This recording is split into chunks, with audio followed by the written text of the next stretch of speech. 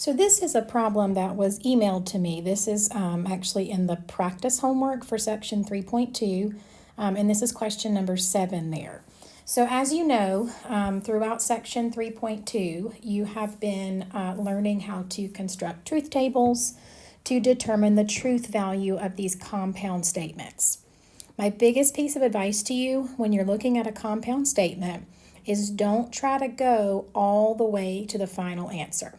All right, what I mean by that is looking at this particular problem right here, don't try to just look at that and then immediately determine what that answer is going to be. All right, you're going to get lost in all the different truth values. What I want you to do in a situation like this is I want you to create your own truth table, all right, on your piece of paper where you can break it up and look at individual steps. All right, so what I'm going to do is I'm going to come over here and I'm going to create my own truth table, all right, with the values of P, Q, and R. All right, so let me just outline those first.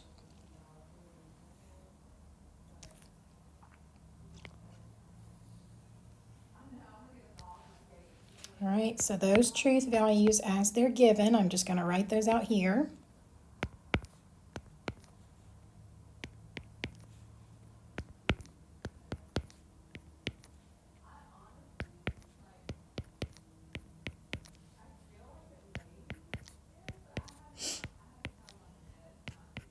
Right, because remember what we're doing is we're looking at all the different possibilities for the truth values of each individual statement, and we're determining how that would affect the truth value of the compound statement that we see there at the end. All right, so here's the first part of my truth table. I'm just going to double check and make sure I wrote everything correctly.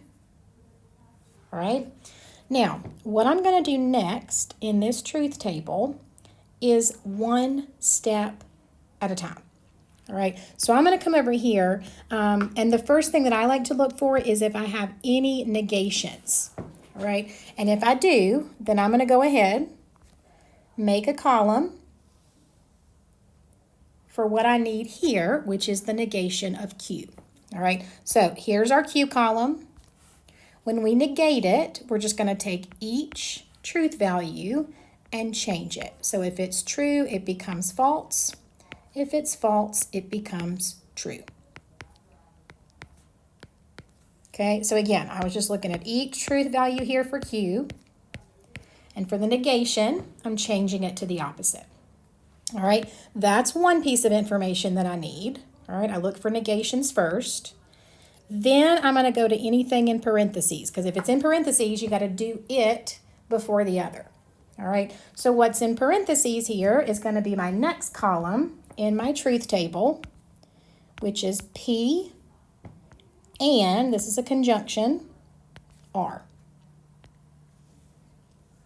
Okay, and I'm going to have my own column for just that. All right, now make sure you're looking at the proper columns. So here's P, and here's R. Now this is an and, this is a conjunction. The conjunction and is only true if both statements are true. So I'm going to look for any place where both P and R are true. Right, I'm just noting where that happens. Those will be true, but everything else, where one is true and one is false, or where both are false, is going to be a false statement.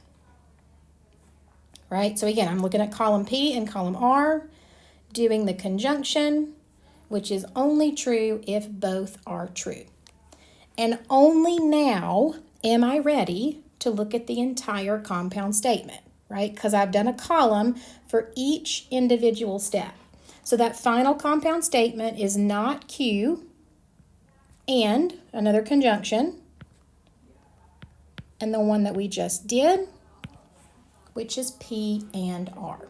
So what I want you to do at this point is I want you to make sure you know which columns you're looking at. All right, all I need to look at here is the negation of Q. Right, that's one part. And the conjunction of P and are.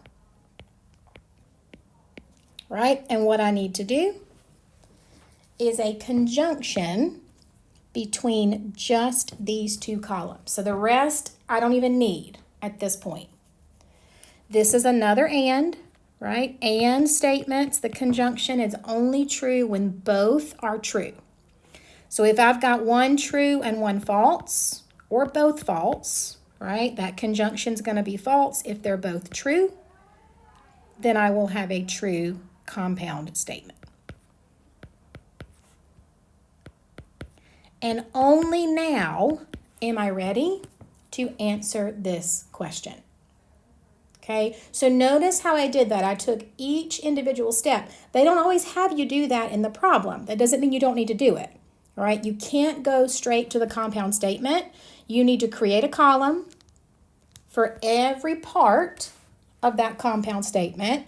And only when you're able to get to the end and you've looked at everything, those are the truth values that you're going to be putting into your individual boxes here.